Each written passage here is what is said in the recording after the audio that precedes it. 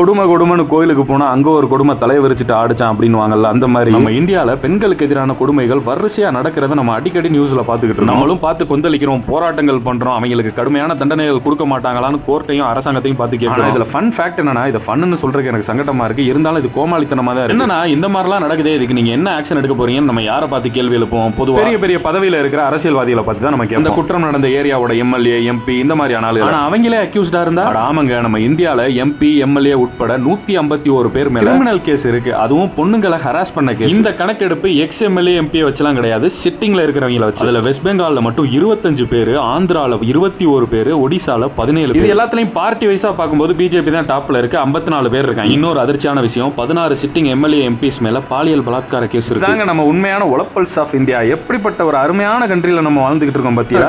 இவங்கள்ட்ட போய் நம்ம ஜஸ்டிஸ் எதிர்பார்த்துக்கிட்டு இருக்கோம். இதுக்கு வெள்ளையங்கிலி மாறேன்னு